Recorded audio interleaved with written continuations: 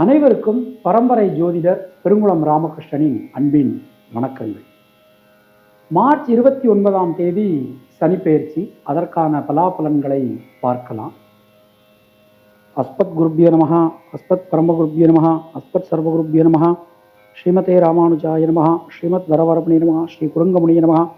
பேரருளாள எம்பெருமானார் ஜீயர் திருவடிகளே சரணம், ஜீயர் திருவடிகளே சரணம், ஆழ்வார்கள் திருவடிகளே சரணம், ஆழ்வார்கள் திருவடிகளே சரணம். ஸ்ரீ நடேசானந்தநாதர் ஸ்ரீபாதுகாம் பூஜயாமி. பெருங்குளம் குப்புஜோசியர் திருவடிகளே சரணம். திருக்கணித பஞ்சாங்கப்படி சனி பகவான் கும்பராசியிலிருந்து மீன ராசிக்கு மார்ச் 29ஆம் தேதி மாறுறார். அப்படி மாறக்கூடிய சனி பகவான் 3ஆம் பார்வையால் ரிஷபராசியையும், 7ஆம் பார்வையால் கன்னியா ராசியையும், 10ஆம் பார்வையால் தனுசு ராசியையும் பார்த்து அருளி செய்கிறார். இந்த மாறக்கூடிய நேரத்தில் எடுத்துட்டோம்னா ரிஷபராசியில் குரு பகவான், கன்னியா ராசியில் கேது அப்படின்னு கிரகங்களுடைய சஞ்சாரம் அமைஞ்சிருக்கு.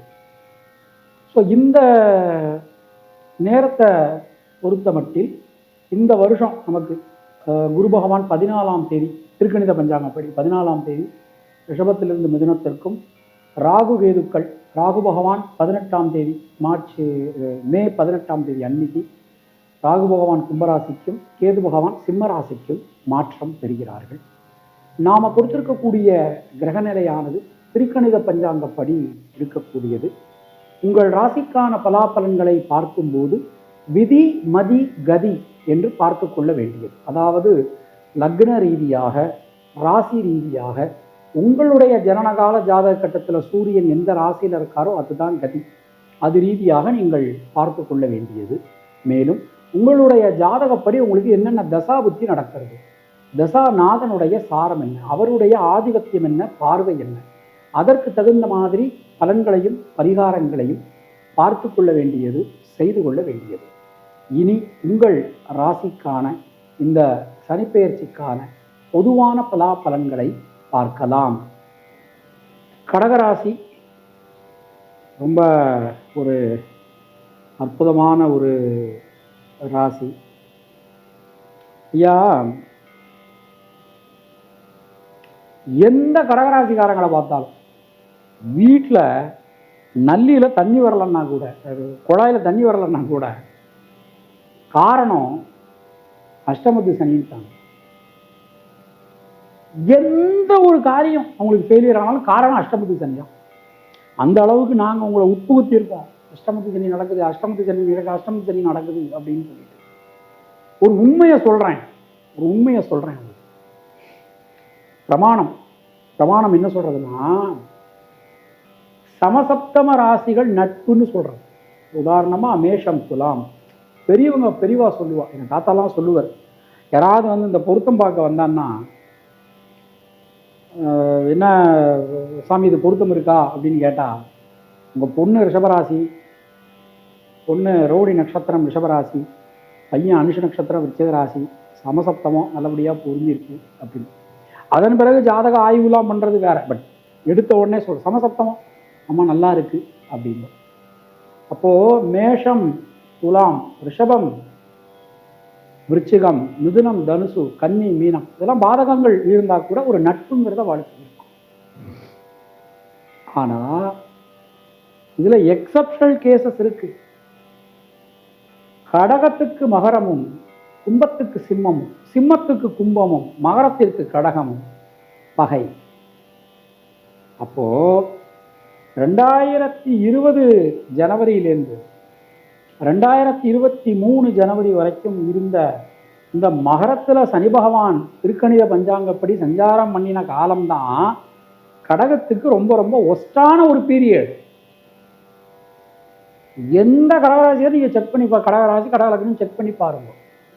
அஷ்டமத்து சனியில் என்ன பிரச்சனை ஆச்சு அப்படின்னா, இந்த அளவுக்கு கஷ்டம் இல்லை. ஆனால் அஷ்டமத்து சனிங்கிறதுனால சில தடைகளை கொடுத்தது உண்மை. ஆனால் இந்த அளவுக்கு கொடும் ஒரு மோசமான ஒரு பீரியடுங்கிறது இல்லைன்னா, அந்த நேரத்தில் நமக்கு பார்த்தேன்னா ராகு கேதுக்களுடைய ஒரு சஞ்சாரம், அடுத்தது குருவினுடைய ஒரு சஞ்சாரம், இது எல்லாத்தையும் நம்ம கணக்கில் எடுத்துக்கிறோம். 2020 ஜனவரியிலேருந்து 2023 ஜனவரி வரைக்கும் ஆக மோசமான ஒரு காலம். இதை நம்ம ஆரம்பிக்கும் போது இந்த பலன்கள் போடுறதுக்கு முன்னாடி இதெல்லாம் சொல்லணும்னு நினைப்போம். பலன்கள் பார்க்கலாம். சனி பகவான் 9ஆம் இடத்திலிருந்து 10 இது நமக்கு. அப்போது நாம் கடக ராசியை நாம் எடுத்துக்கிறோம். சனி பகவான் நம்முடைய 8ஆம் இடத்திலிருந்து 9ஆம் இடத்துக்கு மாறுறார். அப்படி மாறக்கூடிய சனி பகவான் 11ஆம் இடத்தையும் 3ஆம் இடத்தையும் 6ஆம் இடத்தையும் பார்த்து அருளி செய்கிறார்.